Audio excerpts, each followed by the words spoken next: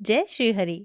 मैं हूँ नीरू शर्मा। आस्था और उपाय में आज हम करने जा रहे हैं एकादशी व्रत कथा। ज्येष्ठ मास के कृष्ण पक्ष की पावन तिथि को हम अपरा एकादशी के रूप में मनाते हैं। जैसे कि नाम से ही स्पष्ट है, अपरा यानी जो अपार पुण्य देने वाली है। आज के इस वीडियो में हम श्रवण करेंगे अपरा एकादशी की वे दिव्य कथा, जिसे सुनने मात्र से मनुष्य को प्रेत योनि से मुक्ति और विष्णु लोक की प्राप्ति होती है। भक्तों, कथा के अनुसार जब भगवान ने सृष्टि की रचना की तो जीवों के साथ साथ उनके पाप भी प्रकट हुए। इन संचित पापों से एक भयानक पाप पुरुष का जन्म हुआ।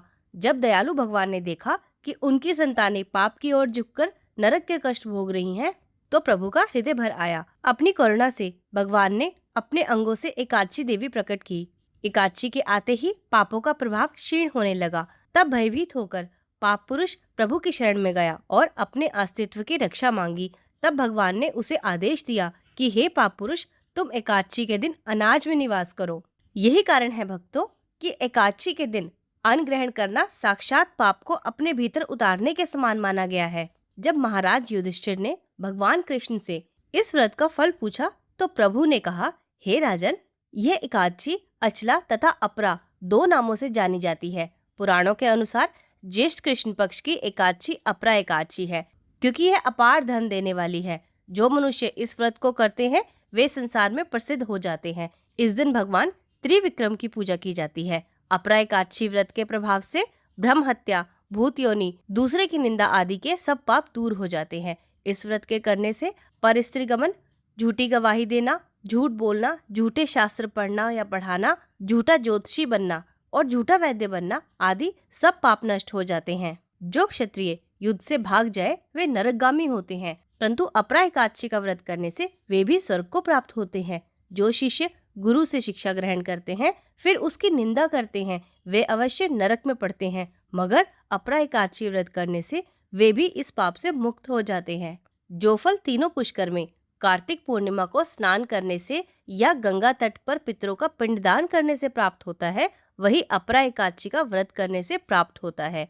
मकर के सूर्य में प्रयागराज के स्नान से, शिवरात्रि का व्रत करने से, सिंह राशि के बृहस्पति में गोमती नदी के स्नान से, कुंभ में केदार के दर्शन या बद्रीनाथ के दर्शन, सूर्य ग्रहण में कुरुक्षेत्र के स्नान से, स्वर्णदान करने से अथवा अर्ध प्रसूता गोदान से जो फल मिलता है वही फल अपरा एकादशी के व्रत से मिलता है। यह व्रत पाप रूपी वृक्ष को काटने के लिए कुल्हाड़ी है, पाप रूपी ईंधन को जलाने के लिए अग्नि, पाप रूपी अंधकार को मिटाने के लिए सूर्य के समान, मृगों को मारने के लिए सिंह के समान। अतः मनुष्य को पापों से डरते हुए इस व्रत को अवश्य करना चाहिए। अपरा एकादशी का व्रत तथा भगवान का पूजन करने से मनुष्य सब पापों से छूटकर विष्णु लोक को जाता है। अब हम उस कथा को सुनते हैं जो एकादशी की महिमा का प्रत्यक्ष प्रमाण है।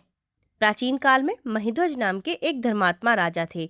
उनका छोटा भाई वज्रध्वज बहुत ही अधर्मी और क्रूर था। ईर्ष्या से वशीभूत होकर वज्रध्वज ने अपने बड़े भाई महिध्वज की हत्या कर दी और उनके शव को पीपल के नीचे दबा दिया। अकाल मृत्यु के कारण राजा महिध्वज प्रेत बनकर उसी पीपल के वृक्ष पर रहने लगे। वे वहां से गुजरने वालों को डराने और कष्ट देने लगे। एक दिन सौभाग्य से वहां से धौम्य ऋषि गुजरे।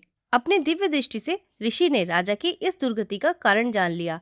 ऋषि के मन में करुणा जागी और उन्होंने संकल्प लिया कि वे राजा को कष्ट से मुक्त करेंगे। ऋषि ने स्वयं विधि विधान से अपरा एकादशी का व्रत किया और अगले दिन उस व्रत का सारा पुण्य उस प्रेतात्मा राजा महिध्वज को दान कर दिया। पुण्य के स्पर्श मात्र से राजा प्रेत योनि से मुक्त हो गए और दिव्य देह धारण कर भगवान विष्णु के परम धाम को प्रस्थान कर गए। हे राजन, ये अपरा एकादशी की कथा मैंने लोकहित के लिए कही है। इसे पढ़ने अथवा सुनने से मनुष्य सब पापों से छूट जाता है। भक्तों, भगवान की करुणा हमारे पापों से कहीं अधिक बड़ी है। इस पावन तिथि पर कथा श्रवण करें, नाम जप करें और सात्विक भाव रखें। अगर आपको ये कथा पसंद आई हो तो इसे अन्य भक्तों के साथ भी शेयर जरूर करें और कमेंट में जय श्री हरि लिखकर अपनी श्रद्धा प्रकट करें। माँ लक्ष्मी और भगवान विष्णु आप पर अपनी कृपा बनाए रखें। जय श्री हरि।